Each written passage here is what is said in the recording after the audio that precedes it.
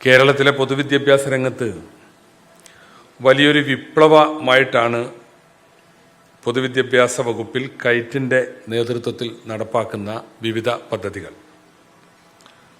Hi tech വിദ്യാലയങ്ങളിലെ digital സംവിധാനങ്ങൾ കുട്ടികൾ തന്നെ കൈകാര്യം ചെയ്യുന്നതും അതുപോലെ തന്നെ സാങ്കേതിക വിദ്യയുടെ ഉപഭോക്താക്കൾ എന്നതിനപ്പുറം അതിൻ്റെ നിർമ്മാതാക്കളായി മാറുന്നതും നാം ഇത്തരം പ്രവർത്തനങ്ങളിലൂടെ കാണുകയാണ്.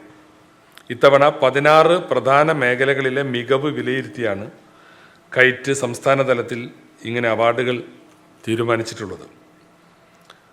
ആ അവാർഡുകളാണ് ഇവിടെ ബഹുമാനപ്പെട്ട മുഖ്യമന്ത്രി നമ്മുടെ പ്രതിഭകളായ കുട്ടികൾക്ക് കൈമാറുന്നത്. ഇവിടെ ഇപ്പോൾ ലിറ്റിൽ കൈറ്റ്സിൻ്റെ പ്രവർത്തനമുള്ളത് ഹൈസ്കൂൾ തലങ്ങളിലാണ്. അത് ഹയർ സെക്കൻഡറി തലങ്ങളിലേക്കും അതുപോലെ തന്നെ അപ്പർ പ്രൈമറി തലങ്ങളിലേക്കും പ്രൈമറിയിലേക്കുമൊക്കെ വ്യാപിപ്പിക്കണമെന്ന നിർദ്ദേശമുണ്ട്. അത് നമുക്ക് വരും കാലങ്ങളിൽ ചെയ്യാവുന്നതാണ്. അതുപോലെ തന്നെ സർക്കാരിൻ്റെ 100 ദിന കർമ്മ പരിപാടിയുടെ ഭാഗമായി പൊതുവിദ്യാഭ്യാസ വകുപ്പ് വിഭാവനം ചെയ്തിട്ടുള്ള പദ്ധതികളിൽ ലിറ്റിൽ കൈറ്റ്സുമായി ബന്ധപ്പെട്ട ചില സംഗതികളുണ്ട്. എല്ലാ ഹൈസ്കൂളുകളിലും അഡ്വാൻസ്ഡ് റോബോട്ടിക് കിറ്റുകൾ ഉപയോഗിച്ചുകൊണ്ട് അത്യാധുനിക ലാബുകൾ സ്ഥാപിക്കുക എന്നതാണ് 100 ദിന കർമ്മ പരിപാടിയിലെ വിദ്യാഭ്യാസ വകുപ്പിൻ്റെ ഒരു പരിപാടി. അതിനുവേണ്ടി ARISE artificial intelligence and robotics initiative for school education എന്ന പേരിലുള്ളൊരു പദ്ധതി ഈ സെപ്റ്റംബർ മാസത്തോടുകൂടി പൂർത്തിയാക്കാനാണ് ലക്ഷ്യമിടുന്നത്.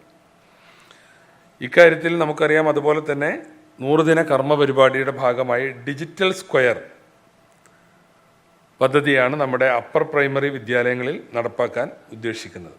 അതുപോലെ തന്നെ സൈബർ സേഫ്റ്റി പ്രോട്ടോകോൾ 2026 ഇവിടെ ഈ സാങ്കേതിക വിദ്യയുടെ വളർച്ചയ്ക്കൊപ്പം തന്നെ ഡിജിറ്റൽ ലോകത്ത് കുട്ടികളുടെ സുരക്ഷിതത്വം ഉറപ്പാക്കാൻ കൂടിയുള്ള പദ്ധതികൾ ഇതിൽ ആവിഷ്കരിച്ചിട്ടുണ്ട്. നമുക്കറിയാം, നമ്മളുടെ ലോകം വളരെ വലിയ ശാസ്ത്ര സാങ്കേതിക പുരോഗതിയിലൂടെ കടന്നുപോയിക്കൊണ്ടിരിക്കുകയാണ്. തീർച്ചയായും ലോകത്തോടൊപ്പം സഞ്ചരിക്കാൻ നമ്മുടെ ഈ മലയാളക്കരയ്ക്ക് സാധിക്കണം. നമ്മുടെ കുട്ടികൾക്കതിന് കഴിയണം. അപ്പോൾ അതിന് നമ്മളുടെ പൊതുവിദ്യാഭ്യാസം ശാക്തീകരിക്കപ്പെടണം. നമ്മുടെ കുട്ടികൾ ഇനി മത്സരിക്കേണ്ടി വരുന്നത് നമ്മുടെ ചുറ്റുവട്ടത്തോ നമ്മുടെ സംസ്ഥാനത്തോ ഉള്ള കുട്ടികളോട് മാത്രമല്ല. നാളെ ഒരു ജോലിയുടെ കാര്യത്തിലാണെങ്കിൽ, അല്ലെങ്കിൽ ഒരു പരീക്ഷയുടെ കാര്യത്തിലാണെങ്കിൽ, ഒരു അഭിമുഖത്തിൻ്റെ കാര്യത്തിലാണെങ്കിൽ ഒക്കെ ലോകത്തുള്ള മറ്റു കുട്ടികളോടാണ്. അപ്പോൾ അതുകൊണ്ട് തന്നെ ഇന്ന് ഈ ലിറ്റിൽ കൈറ്റ്സ് പോലുള്ള ഡിജിറ്റൽ സംവിധാനങ്ങളിലുള്ള പ്രാവീണ്യം, ഇത് ഇത്തരം മത്സരങ്ങളും മറ്റും സംഘടിപ്പിക്കുമ്പോൾ അതുവഴി അത് മൊത്തം വിദ്യാർത്ഥികളിലേക്ക് അത് എത്തുകയാണ് ആ സാങ്കേതിക വിദ്യ. അതോടൊപ്പം തന്നെ അവിടെ നിന്നും ലോകം ഒരു പടി കൂടി മുന്നോട്ട് പോയി. ആർട്ടിഫിഷ്യൽ ഇൻ്റലിജൻസിൻ്റെ കാലത്ത്, റോബോട്ടിക് സയൻസിൻ്റെ കാലത്ത് അതൊക്കെ വളരെ പ്രൈമറി തലത്തിൽ തൊട്ട് തന്നെ നമ്മളുടെ കുട്ടികൾ അഭ്യസിച്ച് വരുമ്പോൾ മാത്രമാണ് നമുക്ക് ലോകത്തിൻ്റെ മുമ്പിൽ നമ്മളുടെ കുട്ടികളെയും തലയുയർത്തിപ്പിടിച്ച് നിൽക്കാൻ നമുക്ക് പ്രാപ്തമാക്കാൻ സാധിക്കുക. അപ്പോൾ അത്തരം ലക്ഷ്യങ്ങളാണ് നമ്മൾ ഇത്തരത്തിലുള്ള പദ്ധതികളിലൂടെ നിർവഹിക്കപ്പെട്ട് കൊണ്ടിരിക്കുന്നത്. 100 ദിന കർമ്മ പരിപാടിയിൽ വേറെയും ചില പരിപാടികൾ പൊതുവിദ്യാഭ്യാസ വകുപ്പ് ആസൂത്രണം ചെയ്ത് പ്രഖ്യാപിച്ചിട്ടുണ്ട്. നമുക്കറിയാം, നമ്മളിങ്ങനെയൊക്കെ മുന്നേറുമ്പോഴും ചില അപസ്വരങ്ങൾ, നല്ല മാർക്കൊക്കെ വാങ്ങി റിക്കാർഡിക്കലി വിജയിച്ച കുട്ടികളിൽ പോലും ഒറ്റപ്പെട്ട അനുഭവങ്ങൾ, അതിനെ നമ്മളങ്ങനെ പൊതുവൽക്കരിക്കേണ്ടതില്ല, ചില പോരായ്മകൾ, എഴുതാനും വായിക്കാനും അറിയുകയും അടിസ്ഥാന ഗണിതം പോലും അറിയില്ല എന്നുള്ള ആക്ഷേപവും ഒക്കെ ചില കോണുകളിൽ നിന്നെങ്കിലും ഉയർന്നു വരുന്നുണ്ട്. അതുകൊണ്ട് തന്നെ 100 ദിന കർമ്മ പരിപാടിയിൽ നമ്മൾ ഓരോ ക്ലാസ്സിലും ഒരു കുട്ടി ആർജിക്കേണ്ട വിവരം ആ ക്ലാസ്സിൽ നിന്ന് തന്നെ ആർജിച്ചിട്ടുണ്ട് എന്ന് ഉറപ്പുവരുത്തുന്ന ഒരു പദ്ധതിയും സംസ്ഥാന പൊതുവിദ്യാഭ്യാസ വകുപ്പ് തയ്യാറാക്കിയിട്ടുണ്ട്. അതൊക്കെ നമ്മുടെ വിദ്യാഭ്യാസ രംഗത്തെ കാര്യക്ഷമത, വിദ്യാഭ്യാസ മണ്ഡലത്തിലെ ശാക്തീകരണം ഉറപ്പ് വരുത്തുന്നതിന് വേണ്ടി തന്നെയാണ്. അതുപോലെ നമുക്കറിയാം, ഹയർ സെക്കൻഡറി തലങ്ങളിൽ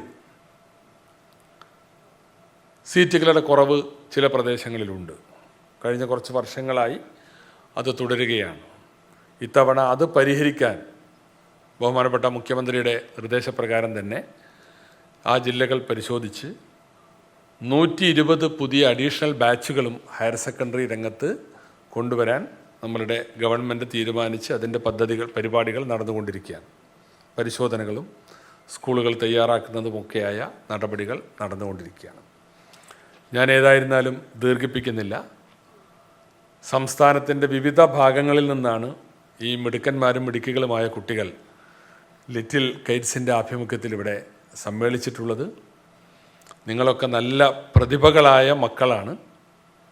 തീർച്ചയായും ഇതുപോലുള്ള ഇത് കരിക്കുലം ഫ്രെയിംവർക്കിന് കുറച്ച് പുറത്താണ്. പഠനകാര്യത്തിലും നിങ്ങൾക്ക് നല്ല മികവുണ്ടാവും. പഠനകാര്യത്തിലും പാഠ്യേതര വിഷയങ്ങളിലുമൊക്കെ ഈ മികവ് പുലർത്തി മുന്നേറണം. നല്ല ലക്ഷ്യബോധത്തോടു കൂടി ഞാൻ എവിടെ എത്തണം, ഏതു മേഖലയിലെത്തിയാൽ എനിക്ക് ശോഭിക്കാൻ കഴിയും എന്ന് നിങ്ങൾക്കറിയുന്നത് പോലെ നിങ്ങളെക്കുറിച്ച് മറ്റൊരാൾക്ക് അസസ് ചെയ്യാൻ കഴിയില്ല. ഒരു കുട്ടിക്കാണ് അറിയാം എനിക്ക് ശോഭിക്കാൻ കഴിയുന്ന മേഖല ഏതാണ്. ഇന്നാണെങ്കിൽ ഒരുപാട് വ്യത്യസ്തമായ മേഖലകളുണ്ട്.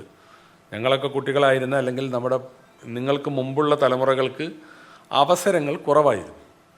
ഇന്ന് നിങ്ങൾക്ക് വലിയ അവസരങ്ങളുടെ ഒരു ജാലകം നിങ്ങളുടെ മുമ്പിൽ തുറന്നിരിക്കുകയാണ്.